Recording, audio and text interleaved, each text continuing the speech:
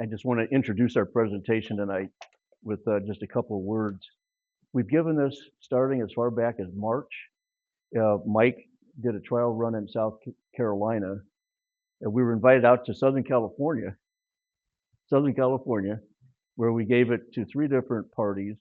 And then we've given it in other locations like Las Vegas and South Carolina again, and now here in Ohio, which Ohio is just a great state with all the history here.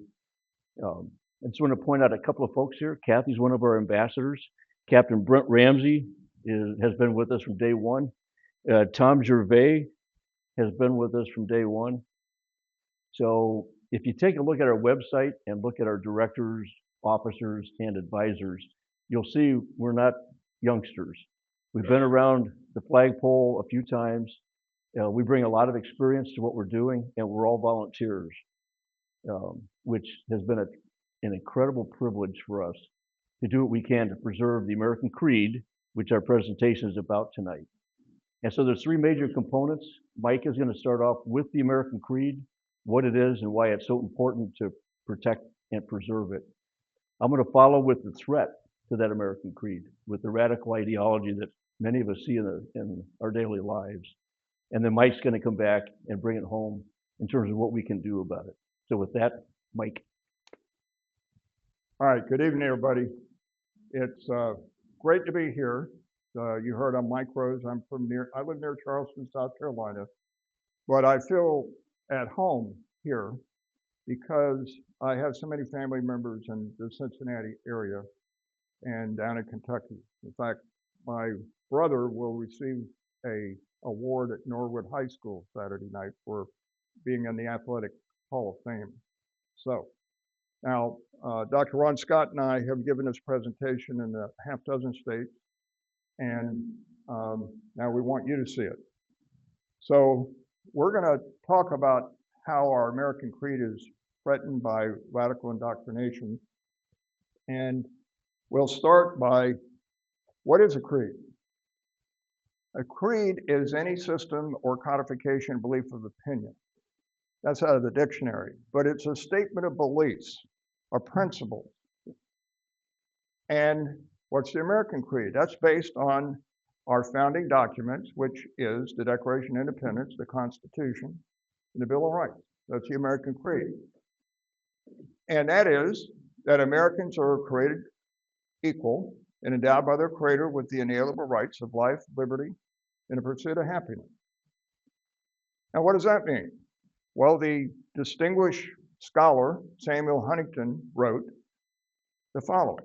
Americans, it is often said, are a people defined by and united by their commitment to the political principles of liberty, equality, democracy, individualism, human rights, the rule of law, and private property embodied in the American Creed. That's it. Our Constitution and our Bill of Rights were created by we the people to protect these inalienable rights. Now, where did this American Creed come from? It's grounded in our Judeo-Christian traditions. That's why our money currency, for example, has "In God We Trust." And for those of us who had the privilege of serving our nation, our oath of office ends with "So help me God." Now, those of us who have been privileged to serve as commissioned officers take an oath, swearing to support and defend the Constitution against all enemies, foreign and domestic. So help me God. Now, what do we mean by foreign and domestic? Well, way back in 500 BC, Sun Tzu said that the art of war is to subdue the enemy without fighting. And as of 1999, there was an unrestricted warfare battle plan published saying that the way to take over a country or a society is to compel the enemy to submit to your will. Less military violence, more political, economic, technical violence. War is war with no limits. So what we see today is war being waged that's not kinetic. They're not shooting at us, but they're stealing from us and undermining us. intellectual property theft, infiltrating the colleges, marching through our institutions and putting radical leftist ideologies that cause division and makes us question or in disputes about whether our American creed is a good thing or a bad thing. Farmland and in the vicinity of military bases being purchased by foreign actors. Now, what's the domestic threat? Culture wars. We're going to go through and you'll see how these culture wars were imported to the United States in the early 20s and 30s, and they've steadily, decade by decade, marched into our institutions. In the 1960s, there was the counterculture revolution launched.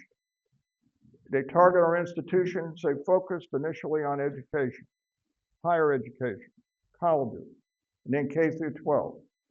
And as you can see this evidence all around you, students and faculty are rioting, flying Hamas flags, burning the US flag, riots, Antifa, Black Lives Matter, anti-Semitism is rampant, the assassination of Charlie Kirk, and now we have Islamic communist mayors in some of our major cities like New York.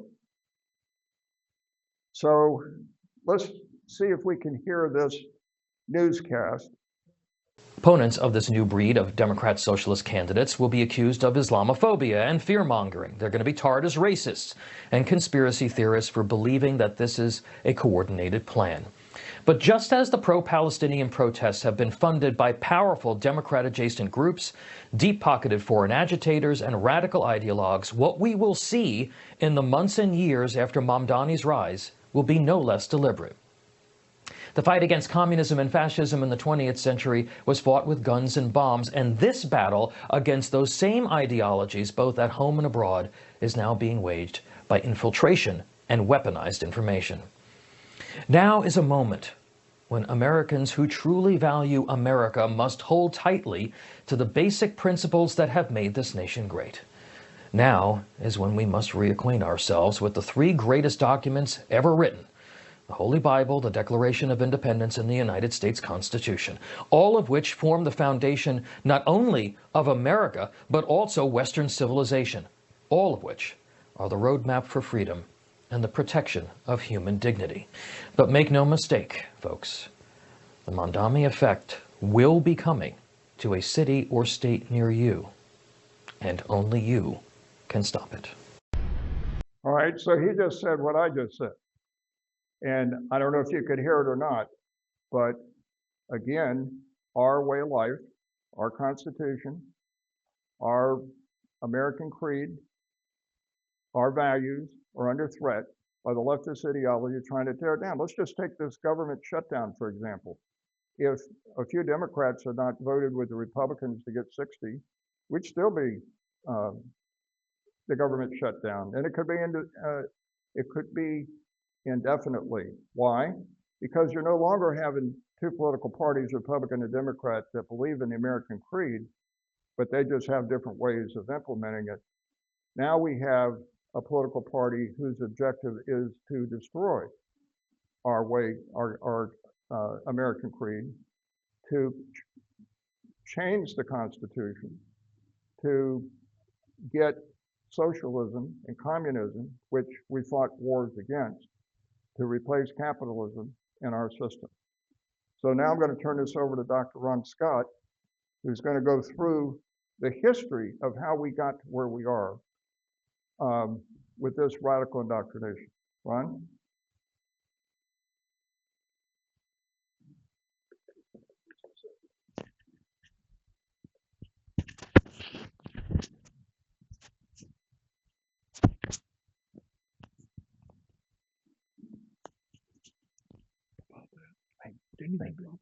Thank you, sir.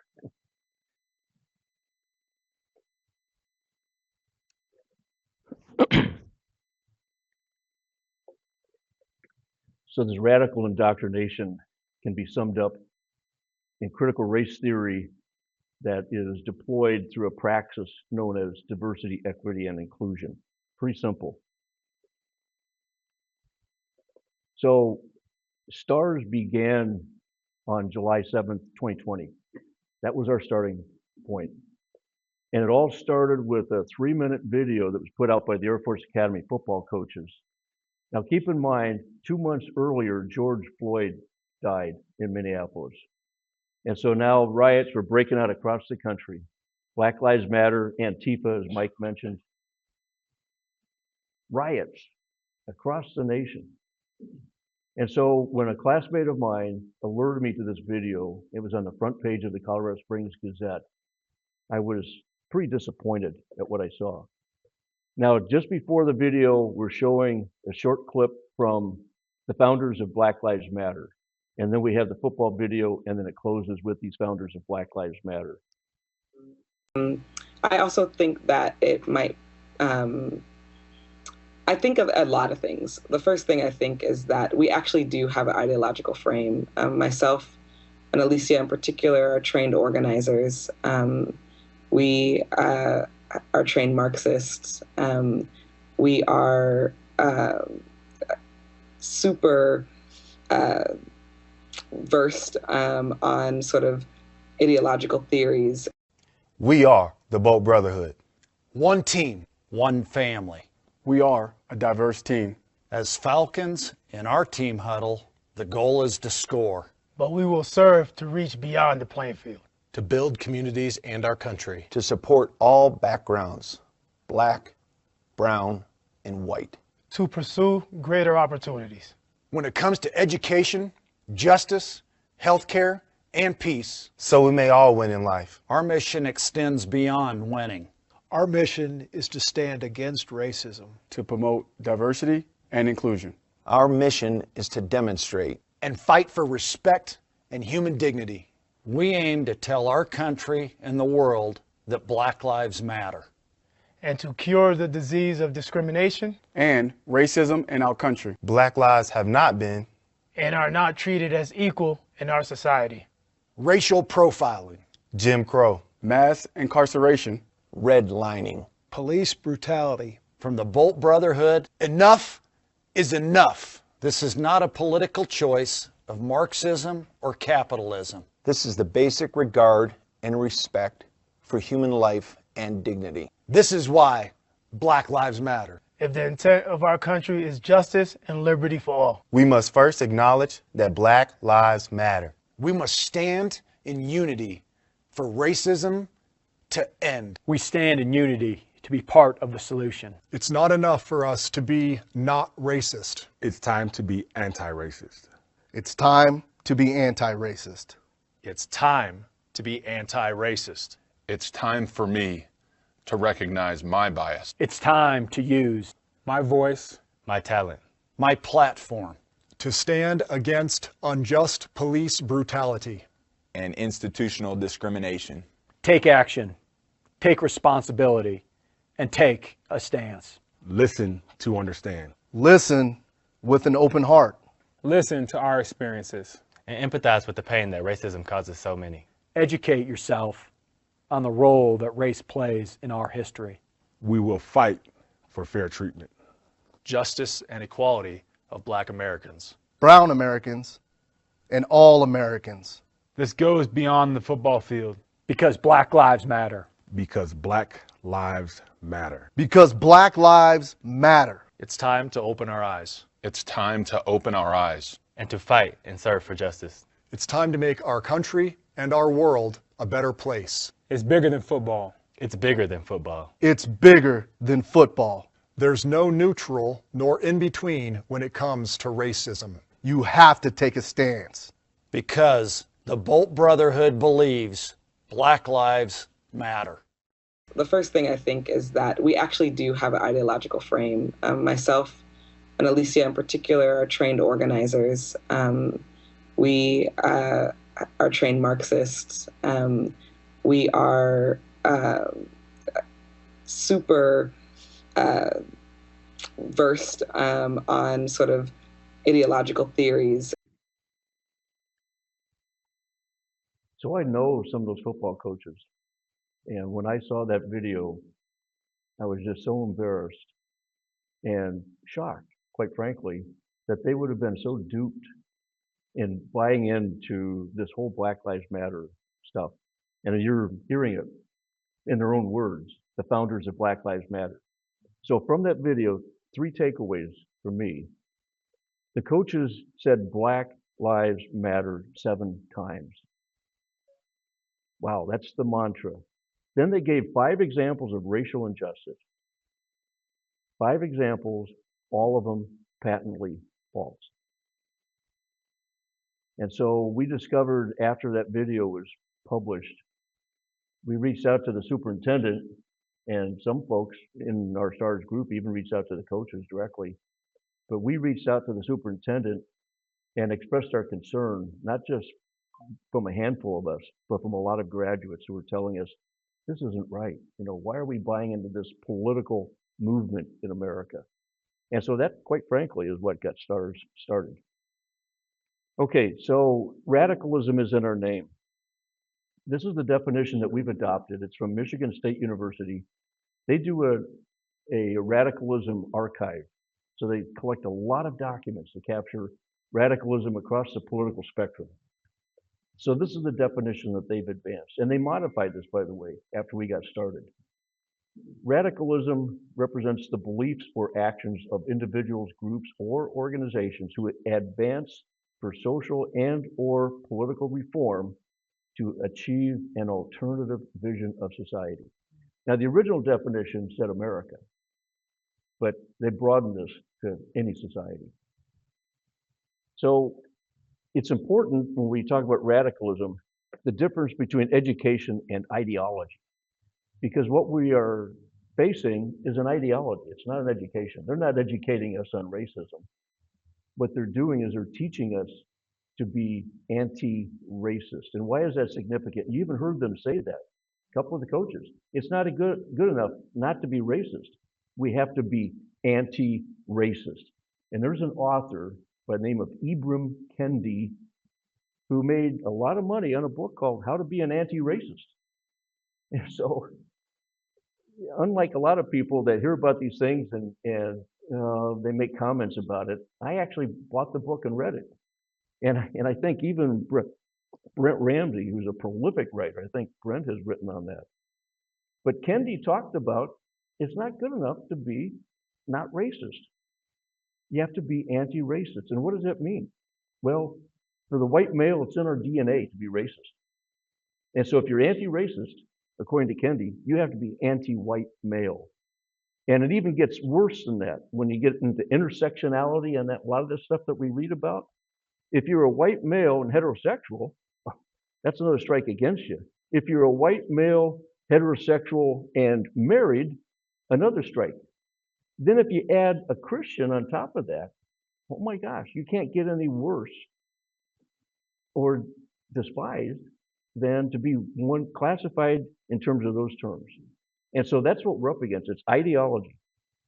Education relates to knowledge, representing the intersection between truths and beliefs. That's knowledge. And Plato even advanced that when he wrote his philosophy about the importance of education. Ideology, on the other hand, is based on sentiment, feelings, and it's about beliefs, either true or false. But it doesn't matter if they're false. If it's part of the narrative you're trying to advance, and being an anti-racist, then it's prescriptive. And if you don't chant, I'm an anti-racist, well, guess what? You're supposed to be ostracized, maybe even punished. So that's what we're up against. Right now, in America, we have slipped away from education and moved into ideology. So if you think about America, the American creed that Mike presented the first part of this presentation, education in America was focused on developing responsible citizens in the spirit of e pluribus unum, to assimilate into the American creed, e pluribus unum, from many one. This effort promoted stable families and communities living lives based on purpose and grounded in our Judeo-Christian tradition, manifested in a wholesome sense of duty and accountability. How often do we read about people that have done corrupt things and not held accountable? Well, if they are espousing the same narrative that they're supposed to espouse, well, guess what? They kind of get a pass.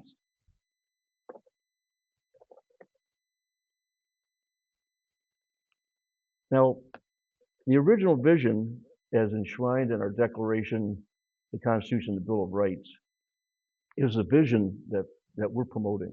That's what made America great. The alternative vision and ideology that threatens America is fundamentally cultural Marxism. So now there's a distinction here in terms of socialism versus Marxism. They're not the same, although they're somewhat related. Socialism is an economic system, and it's the opposite of free market capitalism. Marxism is a political system, and it's the opposite of a constitutional republic. There's no way Marxism is compatible with a constitutional republic. And finally, socialism needs a tyrannical style of government to make it work. Unlike a lot of the claims from the left that we now have an authoritarian government, I got news for them. How many federal court rulings has this administration, refused to abide by? They're very constitutional.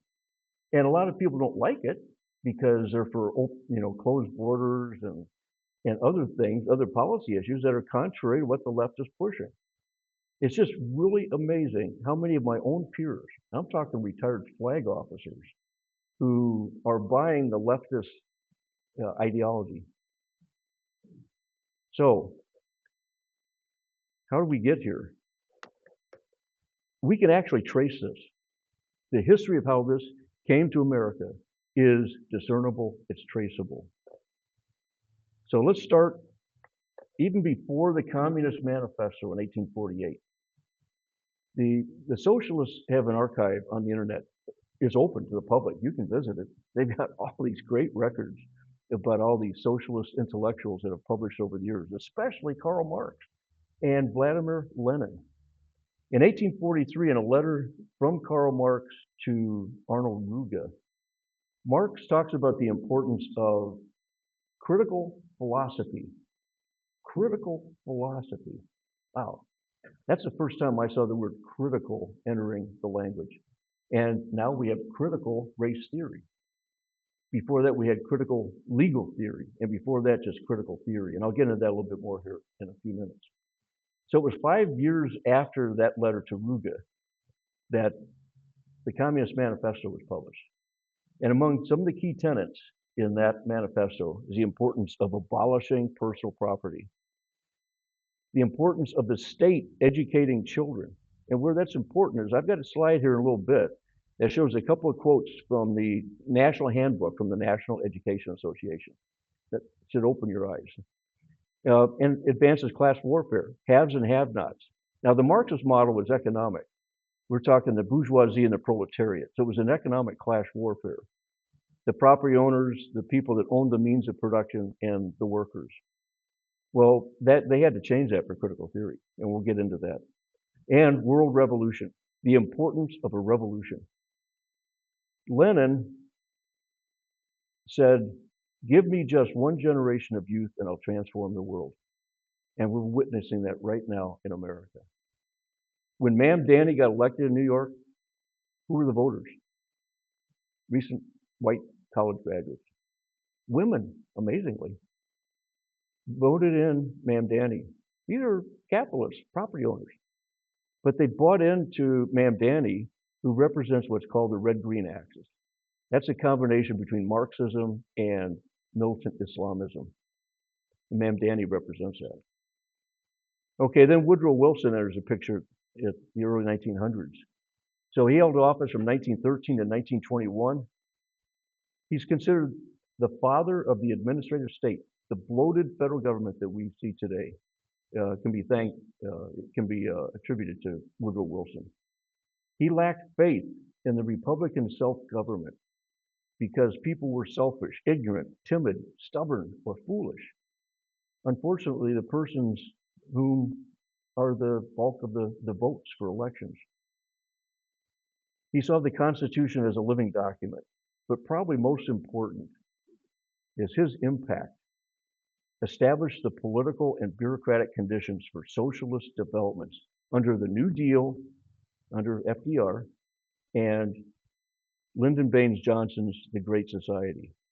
Now, about the same time, a Marxist in Italy by the name of Antonio Gramsci, considered probably the author of the term the long march through the institutions, but he was not the one to coin that expression.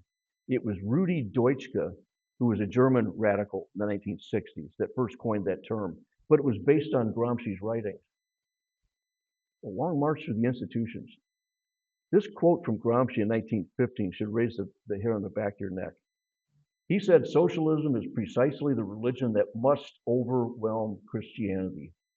In the new order, socialism will triumph by first capturing the culture via infiltration of schools, universities, churches, and the media by transforming the consciousness of society.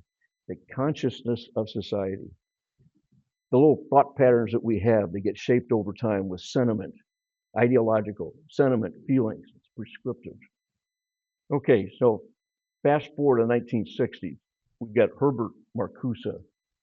Marcuse was one of the Frankfurt School scholars that came to America from Germany when Hitler was rising in power in the 1930s. Well, the Frankfurt School, in Germany, it was called social thought. They were Marxists. Hitler was a fascist. And a lot of people don't realize communism and fascism are siblings of socialism. Communism is to the left of fascism, fascism to the right of communism, but not right of the political center. And that's a misconception that a lot of people have. If you're labeled a fascist or a Nazi, then you're being labeled as someone that's far right of the political center. Not true. Fascism is a form of socialism, just like communism. Fascism happens to allow private property, but it's controlled by the government. Big differences. So Herbert Marcuse stayed in America after the other scholars went back to Germany after Hitler was defeated. The Frankfurt School was set up at Columbia University in New York. Wow, no surprise there. When you think about all the protests that were taken, the pro-Hamas, pro-Palestinian, the anti-Semitic protests, happening at Columbia University. It's a hotbed for ideology. And, oh, by the way, big supporters of Mamdani. So Marcuse stayed in America, went to the University of California at San Diego, where he was a professor out there. One of his prize students was Angela Davis. Does that name ring any bells for some of the older folks there? Angela Davis? She's now a professor at the University of California, Berkeley. No surprise there. So Marcuse was credited with the counterculture revolution in America. The father of the new left, as he's often called. And here are some book titles that has Marcuse's thumbprint on it. And one of the quotes from one of his books, liberating tolerance then would mean intolerance against movements from the right and toleration of movements from the left. And so the militant feminist movement had Herbert Marcuse fanning the flames there. Okay, then in the next decade, we had critical legal studies. And so about halfway down, you see some of their categories: feminism, race and law, postmodernism, economic law theory.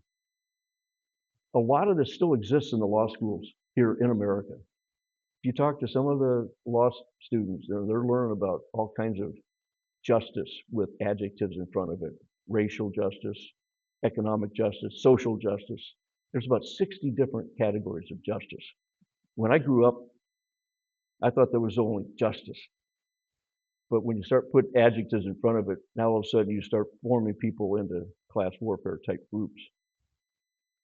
Okay, now these next slides really kind of capture actual history here. So some of the older generations here who actually experienced the Korean conflict or the Vietnam conflict, and more recently the Cold War. I mean, look at China, Cuba, and the Berlin Wall. I had the privilege of being in East Berlin when the wall was still up. And I'd love to tell you a story about that, but we would prolong this presentation. All this stemmed from Marxist communism. And then when you think of the deaths, for America, we lost 95,000 Americans due to the Korean conflict and the Vietnam conflict. But when you look at this bottom right chart, the death toll of communism, what happened to Americans, it pales in comparison to other countries. 65 million Chinese citizens killed in under communism, especially under Mao during the Cultural Revolution in the 1960s. Then you have 20 million in the Soviet Union, 2 million in North Cambodia, and you can see as you go down that list, we're talking in the millions range of people that were killed because of communism. So some observations. In our opinion, it's amazing how many people have been duped or deceived to not recognize the ideological nature of CRT and DEI. There's thousands of books out there. And so here's one by J. Edgar Hoover that came out in 1957, Masters of Deceit. Another one by Skousen, who spent 15 years with the FBI as a PhD political scientist. He published the book, The Naked Communists, Naked Socialists, and others. But since then, other authors, and so we've got examples here. Bella Dodd wrote a book called The School of Darkness. And in that memoir, she talks about how she was recruited into the Communist Party and did their work, rising to the national levels. And then we've got Douglas Hyde. Douglas was a citizen from Wales when he was recruited into the Communist Party. Right after the First World War, rampant poverty, unemployment, and so he's meeting with these people who say, oh, we can solve this social injustice. And so that's how he became a member of the Communist Party. And then it was years later that he realized all the contradictions and how evil it really was. And he left the Communist Party and came to America, where he published his book, I Believe. And it's actually a confession to humanity. They talk about how easy it was to get duped into this ideology. And then there's Manning Johnson. There's a picture of him on the lower left. Manning Johnson was recruited into the Communist Party, even traveled to Moscow to get trained. And so he wrote a book called Color, Communism, and Common Sense. And you can Google it and get a PDF version of the copy. It's not very long. It's about a 60-page monograph. But he talks about how in the 1950s, the Soviet Union was recruiting blacks because of the racial tensions that existed right after, remember the Civil Rights Act of 1960s and whatever? And he realized that they were using him to divide people, to go and talk about racial injustice and that sort. And there was racial injustice. We've had racism in America. It still exists, but it's not rampant, it's not systemic like a lot of folks would want us to believe. Whittaker Chambers, editor for Newsweek or Time magazine at one time, very prominent news magazine, was a member of the Communist Party. And so he became a witness for Congress when they were trying to weed out communists in America and wrote a best-selling book called Witness. And then finally, Louis Francis Boudin's has several books out. 3 of them are listed here. This Is My Story, kind of like I Believe by Douglas Hyde. The Cry is Peace. And what he was trying to convince people in reading that book, he said, communists are always talking about peace. You know, we're pushing peace. We're pushing social justice, whatever. He said, couldn't be further from the truth. They're pushing revolution. Revolution, because it's revolution then that will allow us to achieve utopia and everybody's equal. And then he wrote another book that laid out the techniques of communism. And in that book, he talks about Aesopian language and how it's used to deceive, like diversity, equity, and inclusion is Aesopian language. And then we have Paulo Freire, a South American, became the love child practically of Harvard when they brought him up in their education programs to learn from his understanding of how to deal with the oppressed. So he published a book, Pedagogy of the Oppressed, and it was to liberate the people via political and social activism, fueled by Marxist ideology.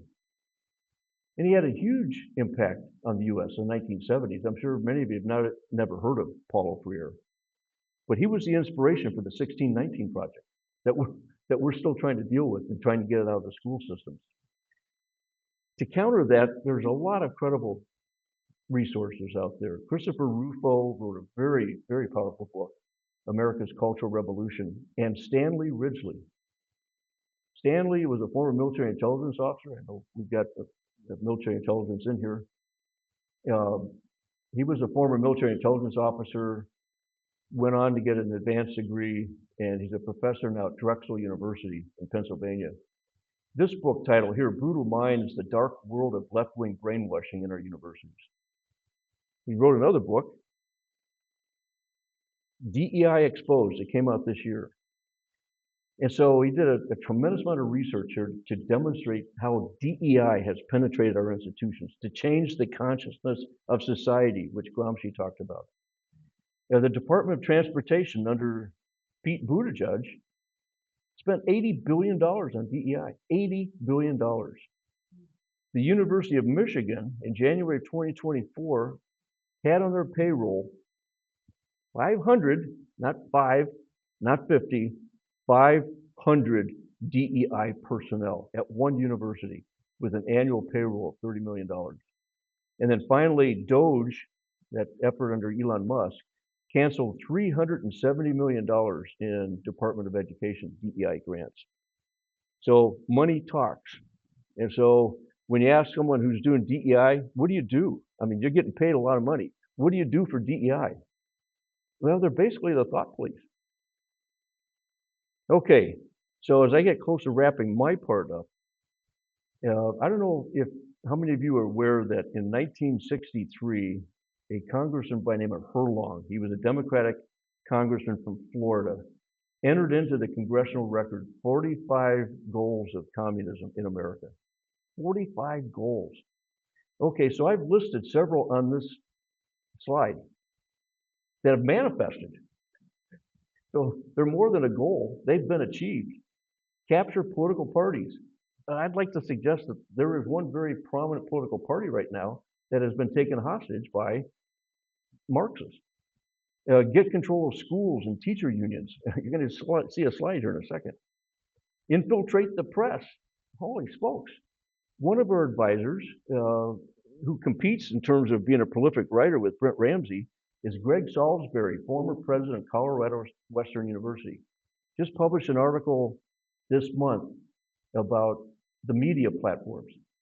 And in that article, he said, while the vitriol might be represented on both the left and the right of the political spectrum, the left controls 80% of the mics. 80% of the mics. We're talking regular media, social media, that sort of thing. They control 80%. So they're able to amplify their messages in comparison to the 20% on the other side. Eliminate prayer or religious expression in schools. Discredit our Constitution, call it inadequate. Discredit the founding fathers as racist. After all, they were all slaveholders. Belittle American culture, discourage teaching of American history. I just saw an article the other day where they're not teaching American military history in most of the universities across our nation. Infiltrate and gain control of unions and big business. Wow. And then you can see the other examples on this slide. But when we talk about Aesopian language and controlling the language, these 6 slides here were produced by an organization called Take Charge. Now they're located in Minneapolis. It's headed up by Kendall Qualls. He's a black former Army captain. When he saw what happened after the George Floyd incident, he realized we're in trouble. So he and his wife Sheila stood up this nonprofit educational organization called Take Charge. And so these slides here are pretty telling. Upper left, if you look at the chart, it's pretty flat up until 2012, and then it spikes up. This is language that's being used in this media. Remember, 80% of the mic controlled by the left. Upper left, systemic racism. Upper right, unconscious bias. Middle left, white privilege. Middle right, white supremacy. Middle left, diversity and inclusion. And bottom right, whiteness. So what's happening, they're changing our language, they're changing our consciousness, our social consciousness. Okay, so they do this to exploit racial grievances and to cause division, which will destroy a country. So I want you to sit back, fasten your seatbelt, and watch this powerful video that was put together by our webmaster, former CIA, 16 years as an employee, 6 years as a contractor.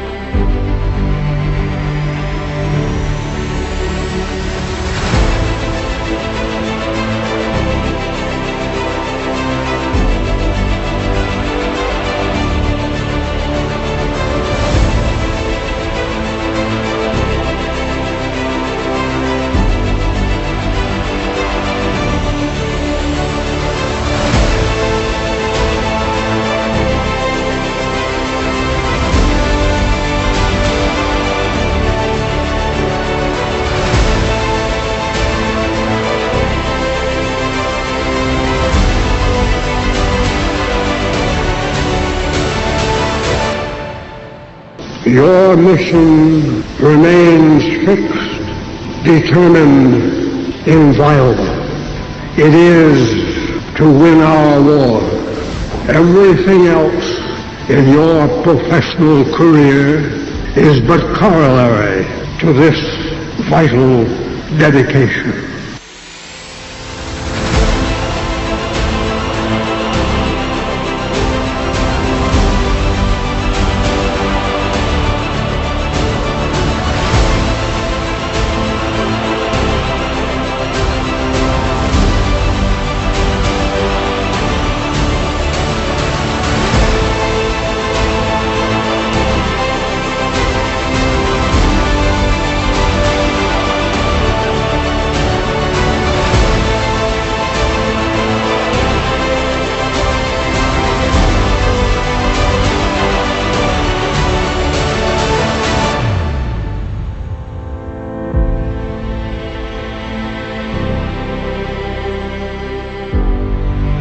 That in war there is no substitute for victory.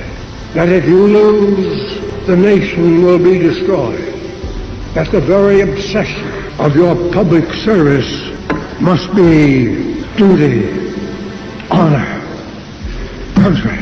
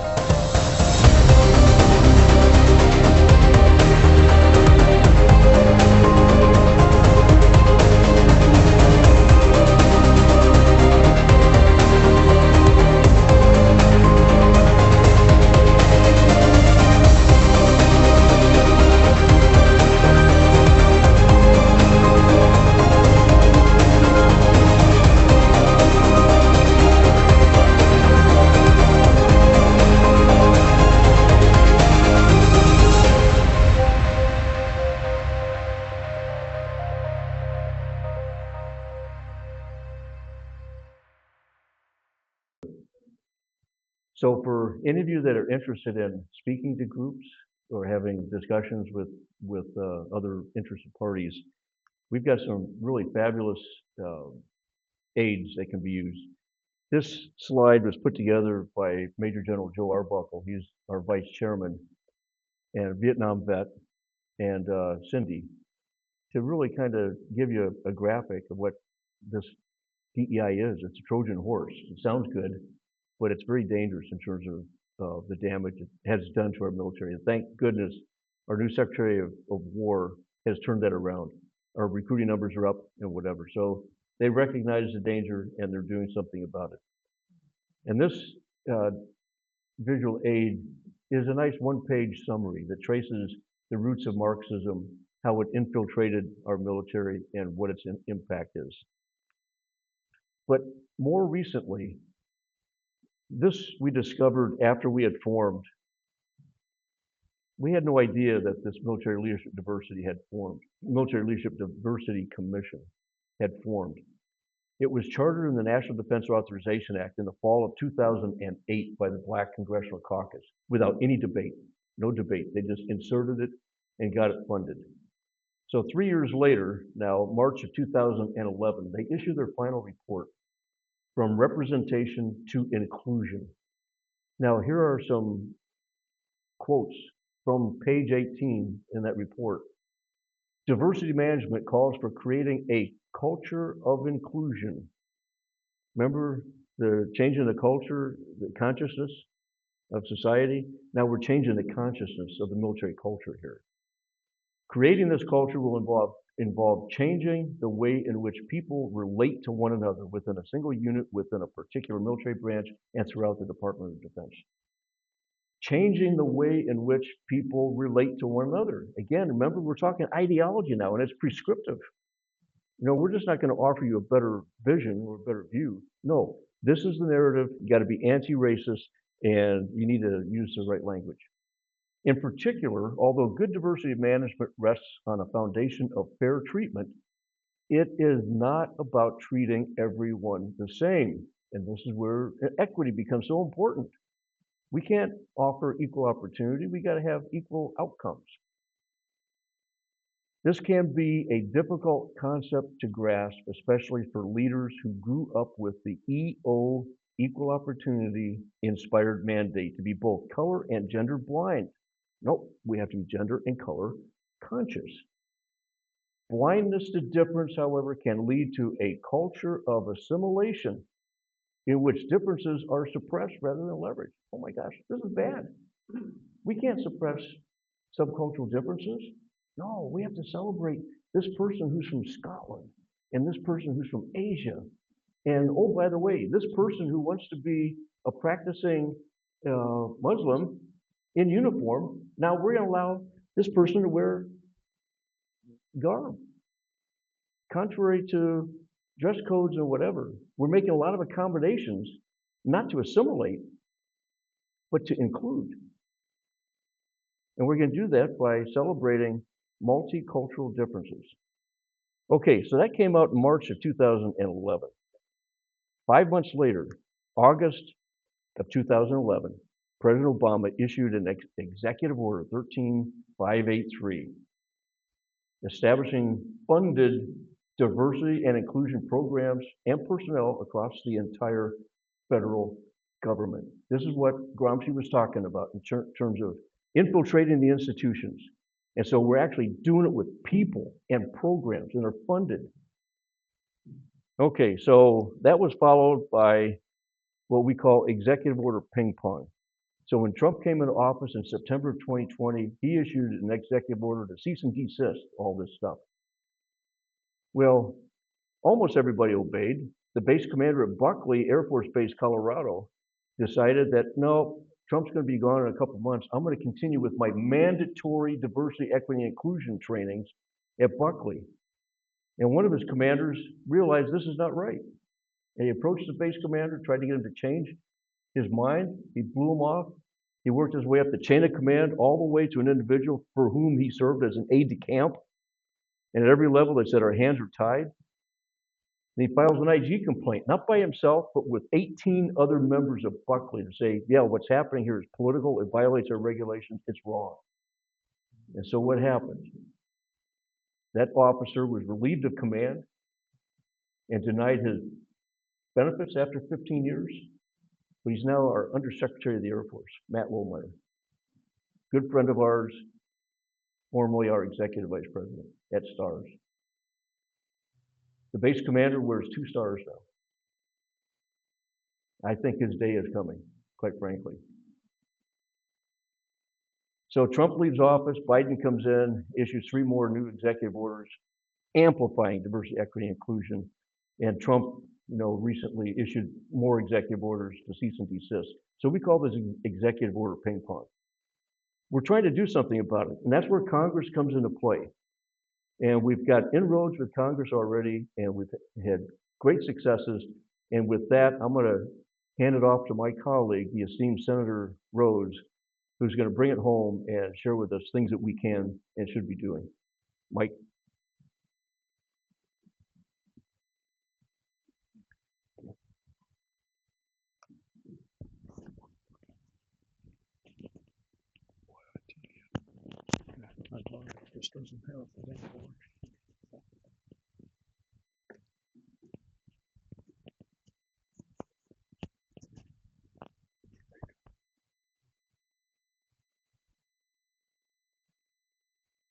All right, ladies and gentlemen, I'm going to tell you what we're doing about all this.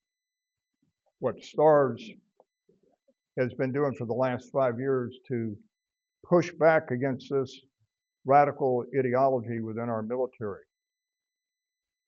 Now, as stated previously, STARRS started in December of 2020 in response to a 3-minute video published by the Air Force Academy football coaches praising Black Lives Matter, but making false claims, 5 different ones, about the nature of race relations in America now. We don't have Jim Crow laws now. Think about this. Football coaches impressing 17, 18, 19-year-old young people coming into the academy being told that we got to fight against police brutality. We got to fight against Jim Crow laws. We haven't had Jim Crow laws in over 50 years. So we objected because the military is not supposed to be political, and all of that was DEI stuff was political. And furthermore, it conveyed false information.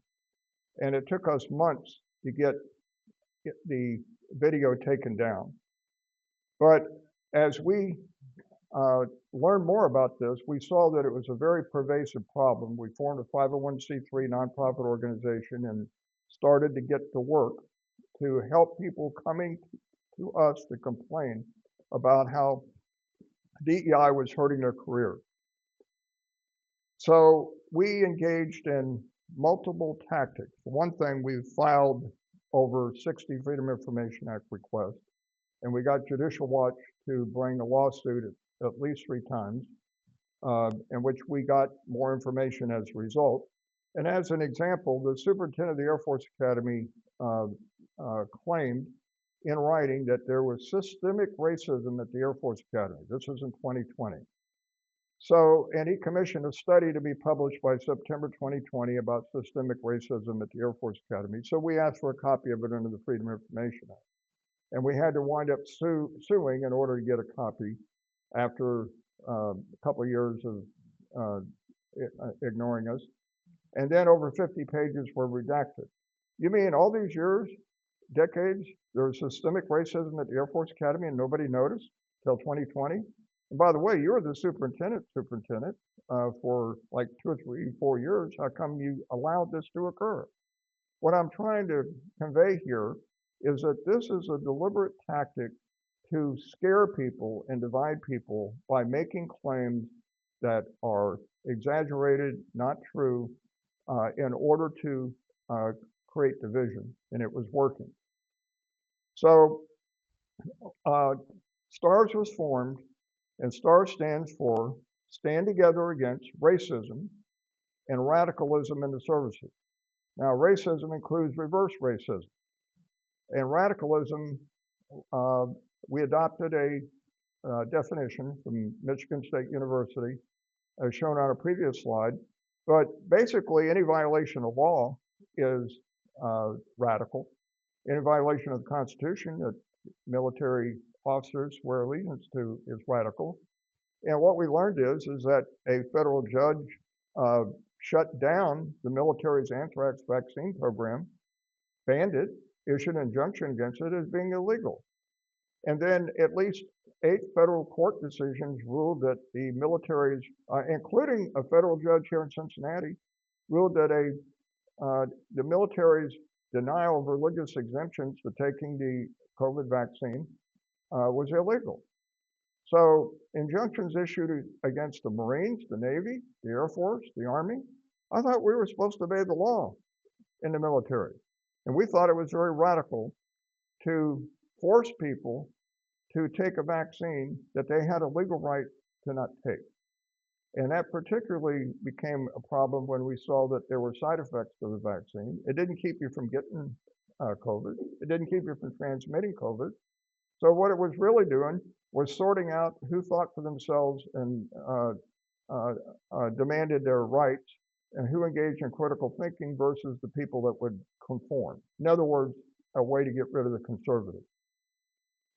Now, this is a picture of some of the distinguished members of our leadership, general officers, flag admirals, people that are very accomplished in their life, and we see as a byproduct benefit of our association with STARRS as we learn from each other.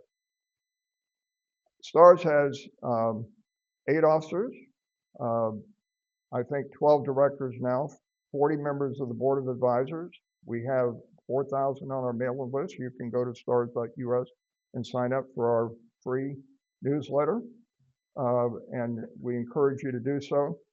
And we have done all these things listed on this slide here.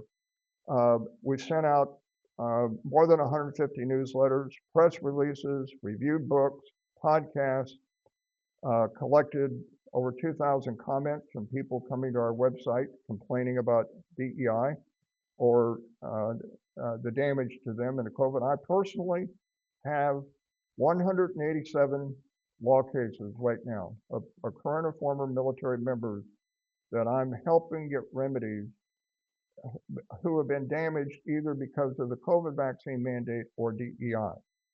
Now, the COVID vaccine mandate was declared illegal by 8 federal court decisions, I said, and even the Secretary of Defense has issued a memo saying it was illegal as implemented. So why are we waiting around to correct the harm that was done to people that have been thrown out and want back in, for example? And with regard to DEI, you say, well, what do you mean by that? Well, let's say an Air Force captain had awards for being an exemplary officer until he was assigned to be on a selection board by orders to select who was going to be in the OSI, Officer of Special Investigation, from ROTC candidates. And he objected to he was the only white person on the board, and he objected to a black person being selected over a white person because he thought the white person was more qualified. So he was called a racist and removed from command. And he's literally been at his home in Missouri for more than a year collecting captain's pay, doing nothing. So we have him now through the Board of Correction Military Records to get this remedied. The objective is to enable him to resume his career. Because, and they were saying, you're just the kind of person that we can't have in the OSI. This is an example about DEI. I'll give you one other example. So I've had 2 general officers and 2 admirals interview a young man who was removed from his Coast Guard Officer Candidate School program right before graduation. Why? Because at lunch, he said, I don't understand why my classmate, who's in my officer program, applied to be a Coast Guard swimmer when he can't swim. Well, that was turned into, you're saying black people can't swim. That guy happened to be black. That's not what he meant at all, but that's what it was turned into.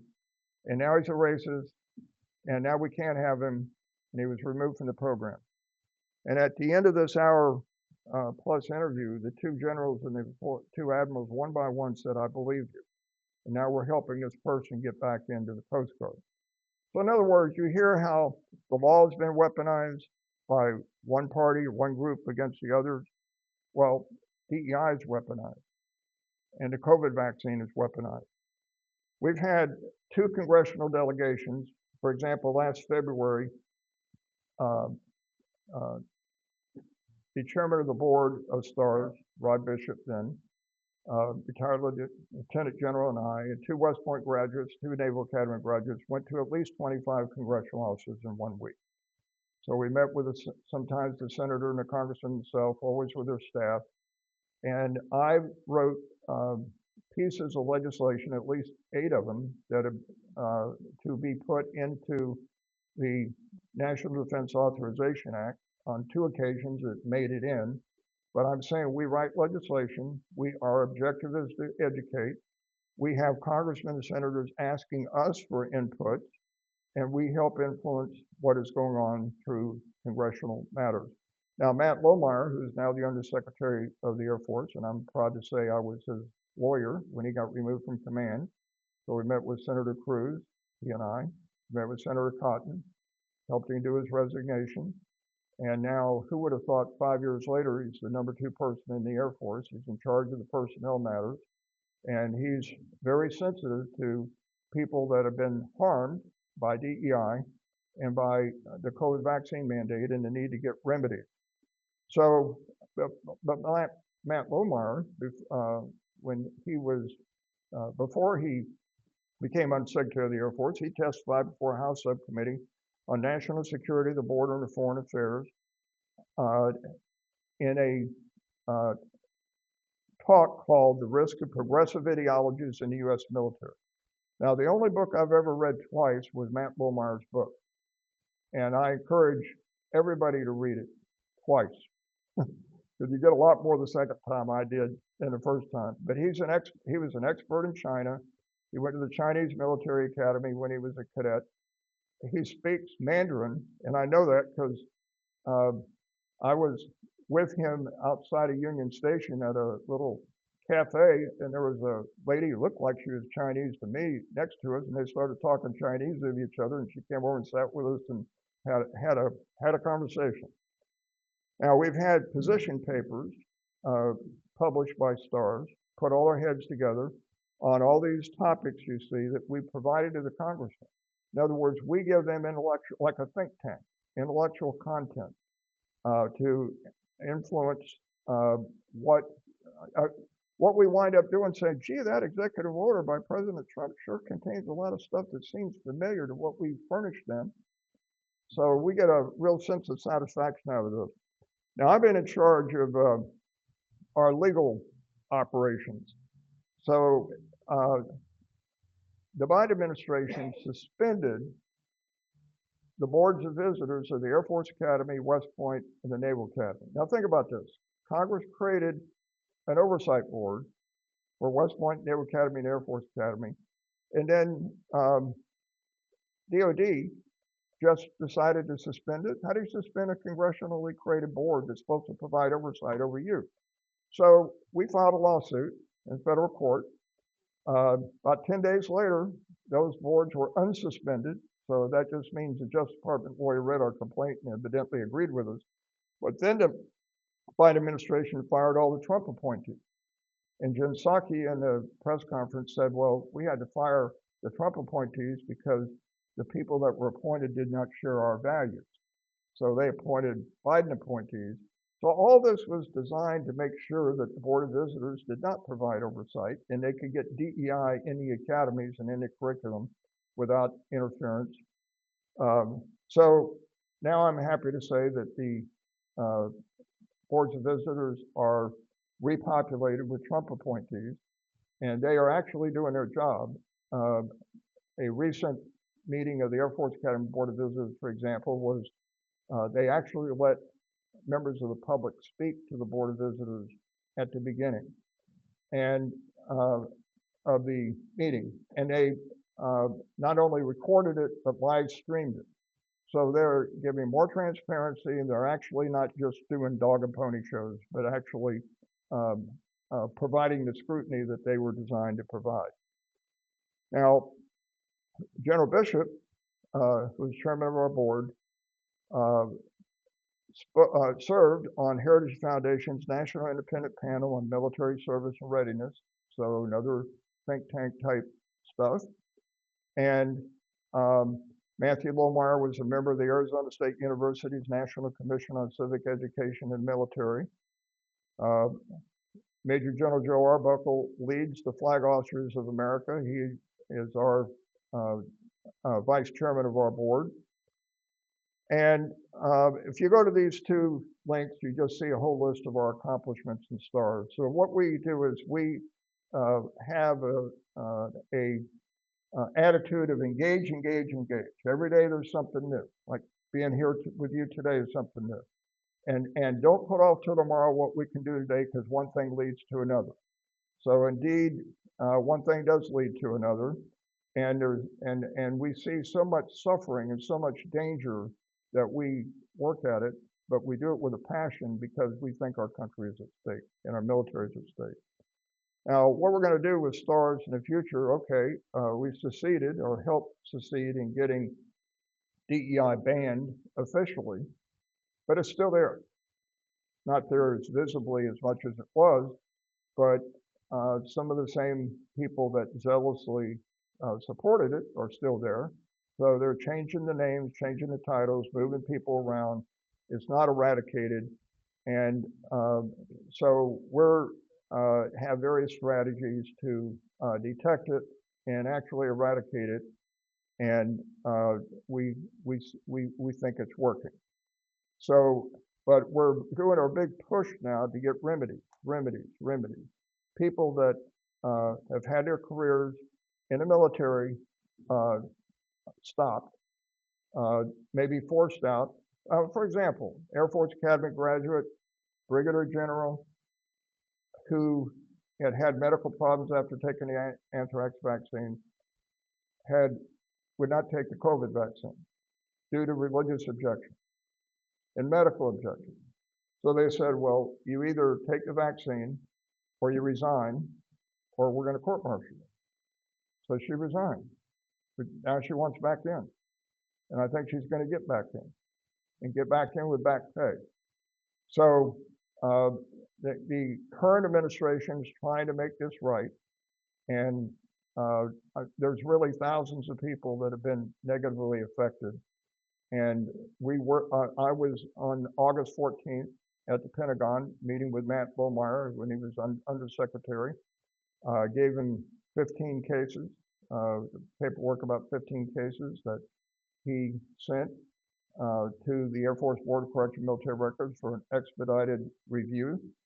And I'm very pleased with that. We have Navy people that are sending our Navy cases to Hung Cao, who is the Undersecretary of the Navy. So we're working to get these remedies, and we see some positive results. So we do education. That's why we do this American Creed presentation. We provide the slides. We develop this and the videos, and we really want to teach other people how to do it and have them do it too, because all over the country there are people that know something's wrong, and they see it on TV, and they see all this division. Now, what do I mean by division? It's not like Matt Lohmeyer was a squadron commander in the Space Force, and he said that in his book, he said he interviewed enlisted people as they were leaving the military, and he had asked white people, why are you leaving the military? And he got answers like, I'm tired of being called a racist. And then he asked a black person, well, why are you leaving the military? Well, I wanted to serve my country, but I didn't realize it was racist till I got here, and the Air Force taught me it was. So why would anybody die for their country or risk their life for the country if they hate it, or if they're taught to hate it? So if you're going to infuse an ideology in your military, at least you want them to love your country and respect it. And see, the culture when Ron Scott and I entered the Air Force Academy is it didn't matter what your background was. It only mattered we're on the same team now. And I think that was pretty effective. People were judged by two criteria, competence and leadership. And what I mean by leadership, ability to inspire to do what you want them to do. You have to inspire them to do it. And so if you were competent and I could trust you, then it didn't matter what your background. See, this is a 180-degree turn in the military. Instead of assimilating to become one, e pluribus unum, for many one, instead, we're all going to allow us to be different. And we're supposed to spend all our time and effort making sure that your differences and your differences are all honored. We're not one anymore. So what that leads to is endless argumentation. So we're fighting among ourselves. And in order to, and the new philosophy is to force results, not equal opportunity, but equal results. So to get equal results, you had to promote people and recruit people based on immutable characteristics like skin color and gender, and judge and be race conscious instead of race blind. So Martin Luther King taught be race blind. It's like the Chief Justice of the United States said in one of his decisions, the way to stop racism is to stop talking about it. We keep talking about it all the time, and we start selecting and promoting and advancing based on these immutable characteristics, then it creates division. And you don't know how competent the people are, whether they're really being, you want your military leaders to be the best. You want your surgeons to be competent. You want all these people. So anyway, that's why recruitment was drastically down in the military, and retention and readiness and morale is just like Bud Light. You had, look, people didn't smoke Marlboros because they tasted good. They smoked Marlboros because of the image of the Marlboro man appealed to a certain market segment, a certain type of people. Same thing with Bud Light. But when you flip that into something that the people in that culture hated and didn't like and didn't want to be around, it's the same thing, then they lost billions. And it's the same thing in the military. The military, one generation after another, entered the military because their grandparents and great-grandparents and their parents, I know when I grew up in the hills of Kentucky, these farmers had been in one war or another, and they looked up to the officers. And so I've learned it was a good thing being in the military. And there was a disproportionate number of people coming from the South. Well, what if you don't like the culture anymore? It's like Bud Light going to what it went to. Then you had people being counseled, don't go in the military, it's different, it's changed. So what can you do? Well, you can subscribe to our free newsletter and you can see our activities. And everybody can fight this battle where you are in some way. Maybe you know another group that wants to hear this. This is being videoed, and the other presentation made a video so we can circulate it. We can identify, push back on this ideology. You can educate your family. You can educate the people around you that really it is unity which makes us great, not division. So I'd be remiss if I didn't encourage you, which I am, to make a tax-deductible donation to STARRS so that we can continue our activity. Now I'm going to play this final video here to show you where we are.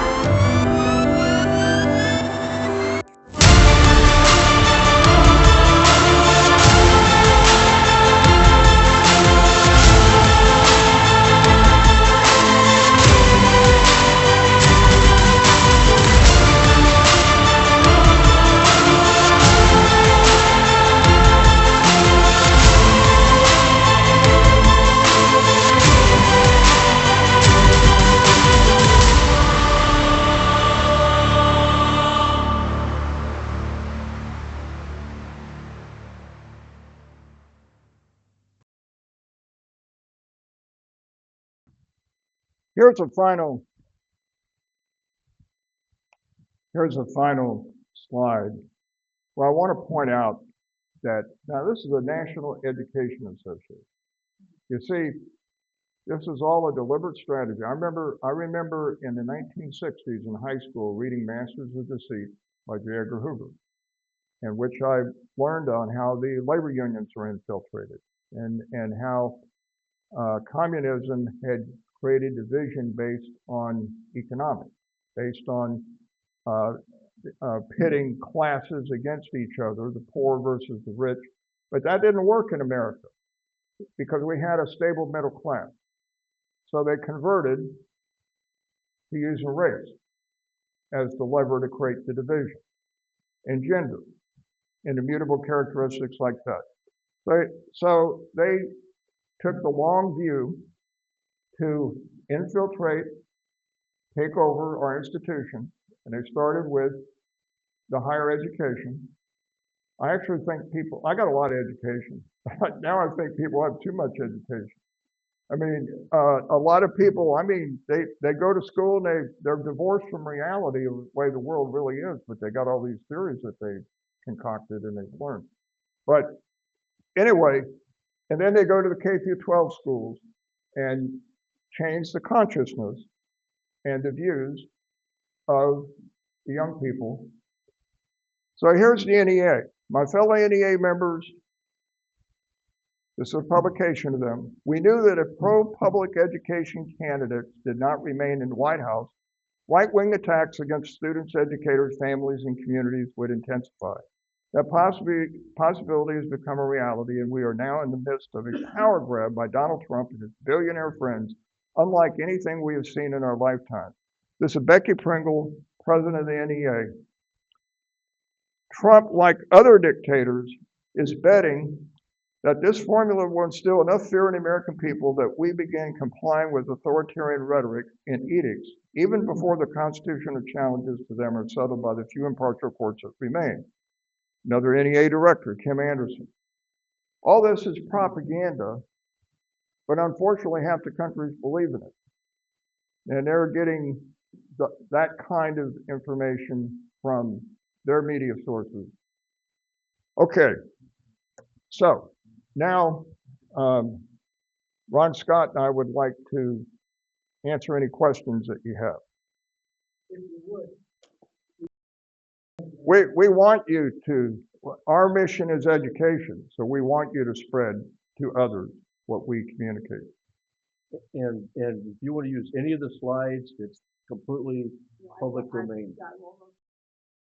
All right, I'm going to answer that in two ways, but then I'm sure Dr. Scott may have something to add. First of all, I want to emphasize you used the past tense, how to keep it from happening again. It's happening now. It's still happening. Now, you may not see it where you go during the day, in your world, but it is absolutely happening. And you can just watch the news and see that it's happening. You got Marxists out there rioting. They're doing how the South engaged in nullification and pushed back against federal getting rid of slavery, and now you have nullification and pushing back against the federal government in the blue states that don't want immigration laws to be enforced. But the second thing I would say is you got to educate other people. You got to give them something positive as an antidote, almost like a vaccine to the leftist ideology. Why is our country good? Why is it great? What is there about this? What is the American creed? They're not teaching this in civics in the schools like they used to. So if people understand what our foundational principles are, and historically how we got here, and that we're not perfect, but it's actually the best in the world. It's really the less racist place. So just wherever you can, whether it's your family or friends or getting us to give this presentation or you giving it, we have to educate about what's good about America and why these leftist ideologies are harmful. Ron? Okay. Thanks, Mike. we thought when Trump and Hegseth came into office that we could declare victory because Secretary of War Hegseth said we're 99% done with DEI. Well, they've changed a lot of the titles. So like they don't have a chief diversity officer anymore. But what happened to those people? Did they lose their jobs? No, most of them moved maybe 3 feet away, and now they've got a different title, like Chief of Excellence and Inclusion. So they use different languages. Remember, language is very powerful, change the consciousness of society. So they use words that are deceptive, but they're still pushing uh, this cultural propaganda. And so our job is not over. It's a continuing education effort. One-on-one conversations. You're going to have friends, family members that really buy into this. That's fine. They have the right to do that. But geez, don't jeopardize the children or grandchildren in the process. So we have to do our part and educate people one at a time and in groups like this to share with them what we've learned, the evidence that's out there, and do what we can. If things happen in this next midterm elections where the Congress turns over to a Democratic body, you can count on more impeachments taking place, and our country is going to be on even more thin ice than it's on right now. So anyway, education is important. Yes, we'd be happy to do that. We've done this like in 6 states, and we want to spread it. And I might add, we can do this virtually. We do a lot of Zooms. So if you want to schedule something really quick, if you've got 5 or 6 people that want to hear this, we can set up a Zoom session where we can present that in the privacy of your living room. I mean, it's a great question and point. I think right now, probably the saving grace, use those words, are our churches.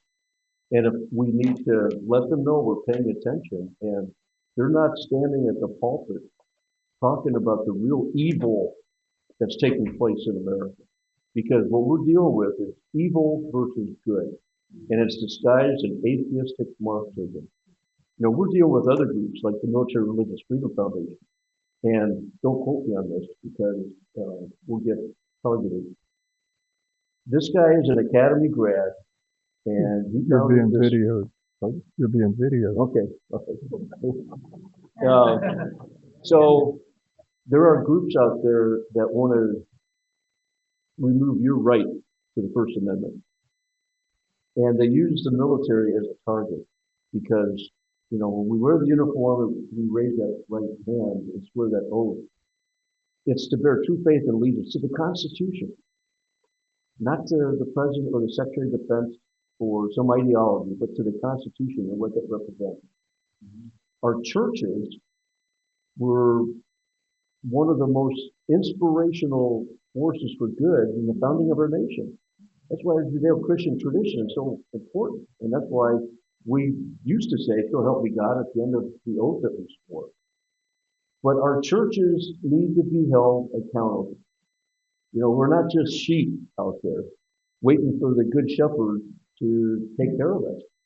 The good shepherd should be guiding us, inspiring us, and making sure that we're grounded in our Judeo-Christian tradition.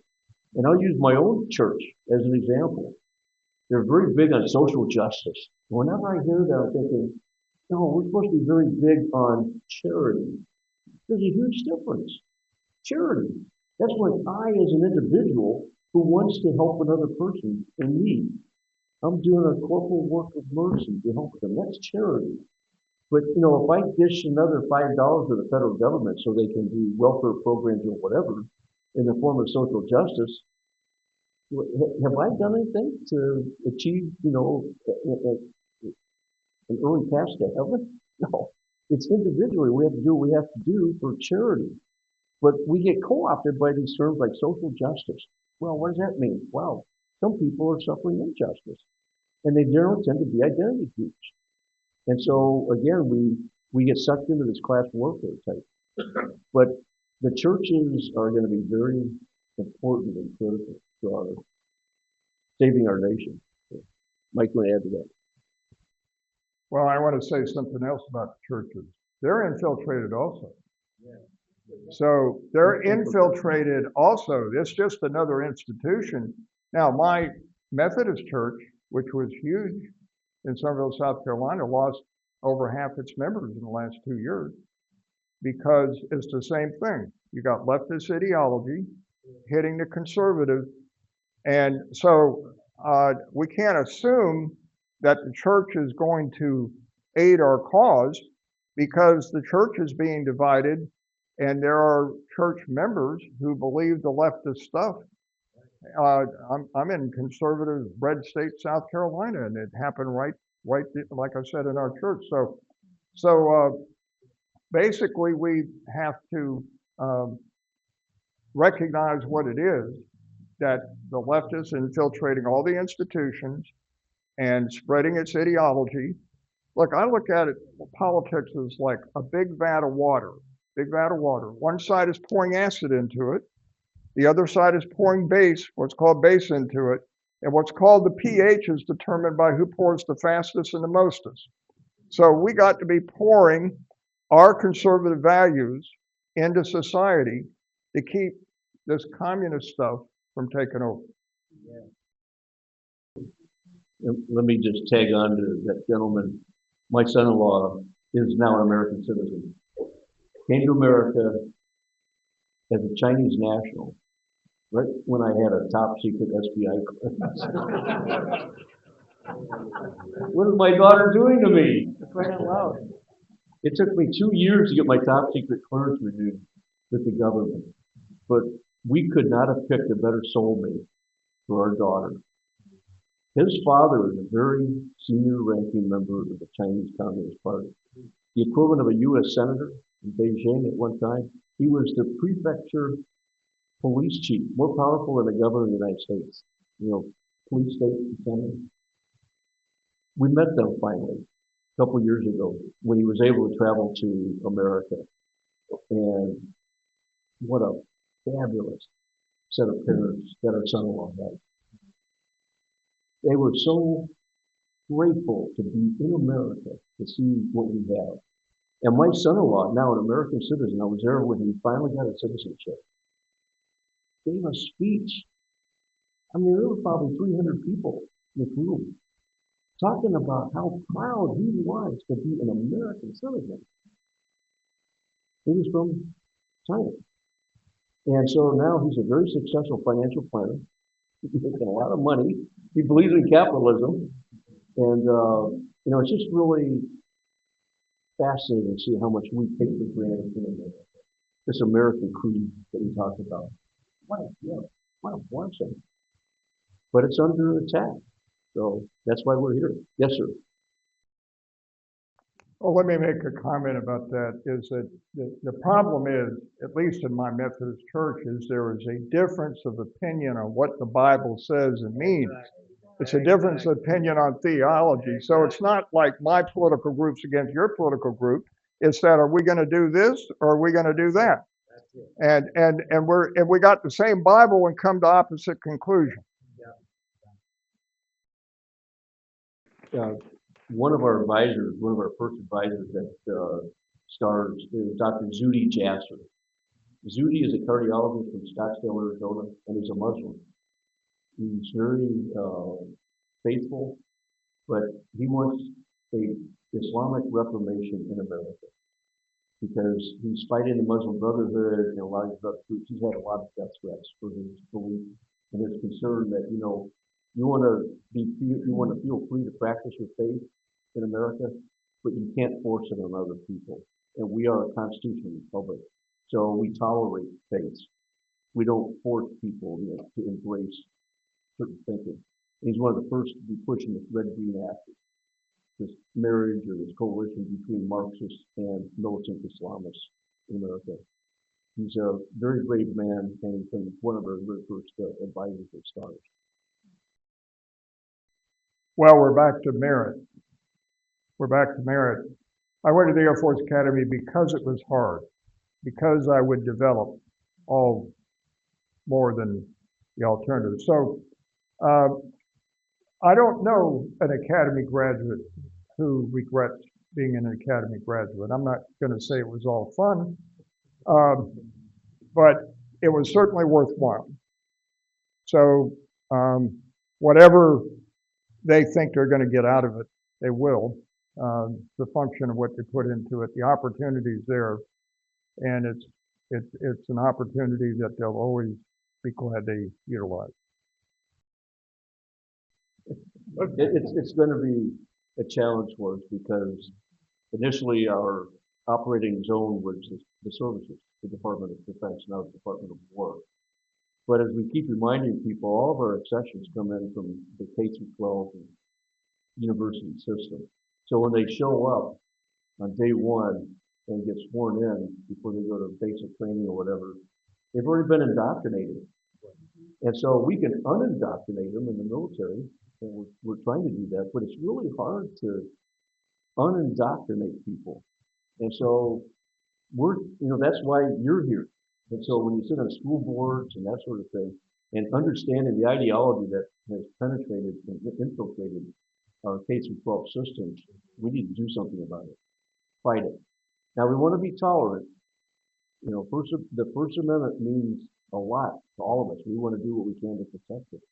And so when I almost mentioned the name of an organization and the name of an individual, I was interviewed by an investigative journalist that said, "Oh, this person said this about you and about STARRS. What do you have to say about that?" I said, "Well, I respect his First Amendment right to say what he believes." Well, yeah, but he's insulting you. He's attacking you. And I go, "Well, guess what? They have a First Amendment." So, we don't want to get pulled into their tactic. We do tit for tat and that sort of thing. But education is the key. It's the only counter to ideology, as we talked about in that slide. There's a huge difference between education and ideology. And so, each one of us have a chance to do that by sitting on school boards or just showing up to a school board meeting and making your voice heard. And the polls, elections do matter. I think we are headed for civil war. And it won't be precipitated by the right. It's the left. They're already engaged in violence, onesies and twosies. Charlie Kirk was assassinated. And why was he assassinated? For what he believes. And so here he goes on these college campuses to let college students know there's a different view of America. And I want to engage in a conversation with you. So go ahead and ask whatever question you have. And I'll give you my view, but you have to understand my framework. We have three fundamental beliefs at Turning Point USA. The first is we believe in the Constitution and the rule of law in America. The second, we believe in American exceptionalism. America was truly blessed by its geography and by its history. And number three, we believe that capitalism is the most prosperous economic system in the history of humankind. Three fundamental beliefs in Turning Point USA. And so with that framework, he goes on to these college campuses with a lot of death threats to say, I want to reach out to the college students here that are here for an education, not an indoctrination. And so, I'm conservative, what I stand for. So if you have questions, you want to challenge me, go ahead, grab the microphone, ask your question, and we'll debate it. That was Charlie Kirk's whole modus operandi. And he got assassinated for it. They wanted to silence him. What right do you have to come on college campuses and offer an antidote to the ideological indoctrination that's taking place? And you saw what happened. Applications for TPUSA chapters quadrupled after the assassination. We have a lot of young people out there that are ready to embrace the truth and to call out ideology when they see it. Don't assassinate, don't kill people. You just tell them, I'm sorry, I have a different view on that subject. And I'll be more than happy to explain to you why I have that view. And then maybe we can talk about why we have differences and realize that maybe some of the assumptions we have needed to be challenged. What evidence do you have to support that? Because if there is evidence, I might adjust my view on that. That's constructive dialogue that's missing on our college campuses. And that's what the First Amendment is all about, the founding of our nation. So anyway, I apologize for getting on my soapbox, but Counsel, you want to add to that? Well, we're in a civil cultural war now. But when I think of the run-up to the real Civil War that we had, it was year after year of acrimony and bloody Kansas. And so it's becoming more normalized to have kinetic, aggressive attacks and language. And just the fact that the Democrat Party was willing to shut down our government and cause all this harm when I believe their objective was to create chaos. It was to make the system collapse. And so we're going to wind up with Mandami and people like that elected and trying to impose their socialism or communism and take over the means of production and free this and free that. But at the same time, then they're blocked by our even the governor of New York is saying, well, I can't let you get rid of the fares for the buses and the subways because we depend on that money. And by the way, see what this, the governor can remove a mayor, okay? The governor of New York can remove a mayor. Now, imagine if Miss Lafonic, I don't have her name exactly correct. Elise Lafonic becomes governor. And Mandami's over there trying to do all this stuff. So what I'm saying is that could be a real trigger. That could be of more violence. I wondered why the police were so restrained even when they're under attack.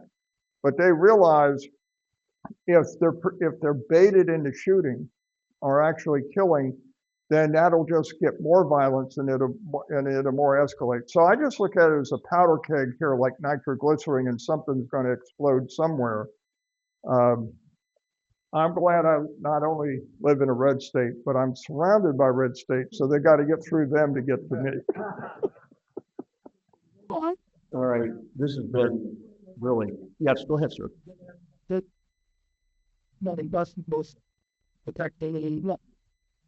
Yes. Yes. We still have some issues, but we got the right people in position that have the courage and the authority to start cleaning house, and we're doing that. But anyway, just want to thank everyone for taking the time to come out here to listen to Senator Mike Rosa and me share our story with STARRS and our concern about America, but also our optimism about America. And the fact that people will come out on a night like this to hear about the American creed and how it's threatened gives me a lot of hope that we've got plenty of Americans right now that understand that we got a lot of work ahead of us. So anyway, with that, thank you, Parker, for setting this up. Thank you. Hang on, don't go. Thank you so much for coming, and thank you guys for all coming after this because we have a bunch of flyers over there. Our goal is to go educate other people. We don't want our country being taken over. My son's in the military. I have baby. I originally did not really want him to go to this party because I saw what was happening. But deep down I knew the only way to turn it around is from the inside, not from the outside. So I have a approach there. So with our help, we will succeed. We will not let communism take over at all. I've seen communism. I've been to communist countries. There is no way I am going to, while I am breathing and living on this earth, that I will let communism take over. So grab some brochures, grab some cookies. There's no way I can eat all of that there. Aaron's still at the Air Force Academy, and my other son's up at Freeland, and I have raised two very conservative young men. They will help us too. So please take cookies, take a bunch of flyers, talk to your friends, and we have a little special is from my line. So we can't be all party without the Buckeyes. So from our local confectioner, Esther Price, we have some Buckeyes and some other chocolates. So don't eat them all at once. Okay. Thank you. But again, please walk tonight. Talk to your friends, talk to staff, and God bless America. Thanks, Claire.